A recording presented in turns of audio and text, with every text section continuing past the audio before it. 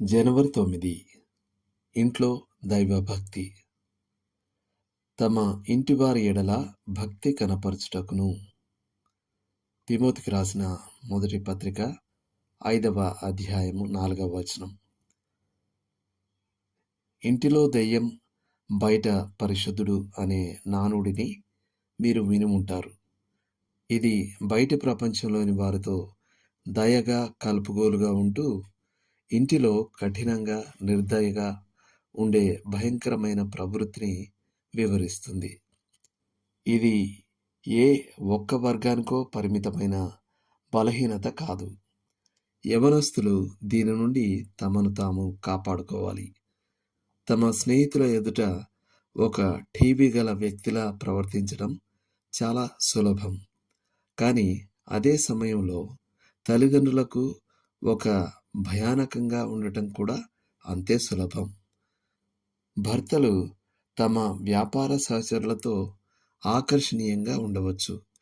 కానీ వారి ఇంటికి వచ్చినప్పుడు ఆకర్షణను ఆపివేసి వారి సాధారణ చిరాకు స్వభావంలోకి మారిపోతారు. ప్రసంగికులు ప్రసంగ పీఠం మీద అద్భుతమైన శైలిని కలిగి ఉండవచ్చు. కానీ ఇంటిలో చెడ్డ స్వభావాన్ని కలిగి ఉండవచ్చు.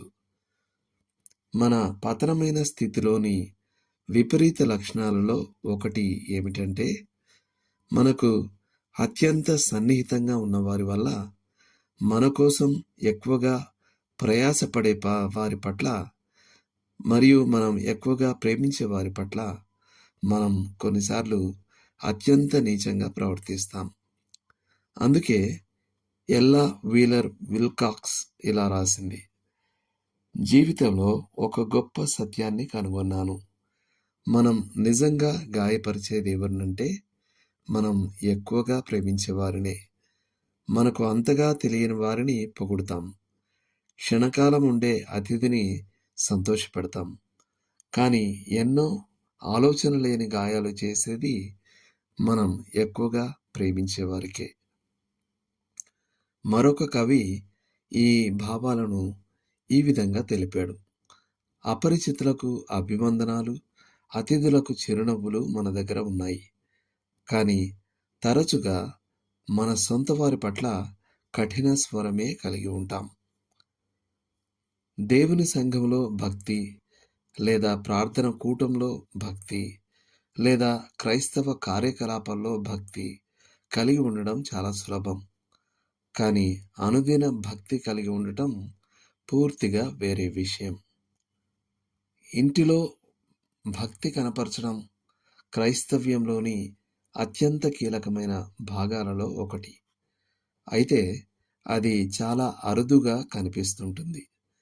మరియు బయటివారి ముందు మనుషులకు కనబడవలనని తమ నీతి కార్యములు చేసే క్రైస్తవులు ఇంటిలో తమ భక్తిని చూపడంలో ఘోరంగా విఫలమవడం అసాధారణమైన విషయమేమీ కాదు. నాకు తెలిసిన ఒక కుటుంబ యజమాని వారపు ప్రార్థన కూటంలో ప్రార్థనలో ఎంత శక్తిమంతుడుగా, హెచ్చరికలో ఎంత ప్రభావశీలిగా ఉండేవాడంటే అతని భక్తికి సంఘమంతా క్షేమాభివృద్ధి పొందింది. కానీ కూటాల తర్వాత ఇంటికి వెళ్ళినప్పుడు అతను ఎంత కోపంగా, అసహ్యంగా ఉండేవాడంటే అతని భార్య, కుటుంబం అతని సమక్షంలో ఒక్క మాట మాట్లాడడానికి కూడా భయపడేవారు. హెచ్.డబ్ల్యూ. స్మిత్. శామ్యూల్ జాన్సన్ ఇలా అన్నారు: ప్రతి జంతువు తన నొప్పులకు ప్రతీకారాన్ని తనకు దగ్గరగా ఉన్న వారిపై తీర్చుకుంటుంది.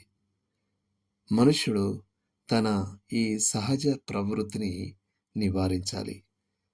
మనం బహిరంగంగా ఎలా ఉంటామనే దానికంటే ఇంట్లో ఎలా ఉంటామనేదే మన క్రైస్తవ శీలానికి నిజమైన సూచిక.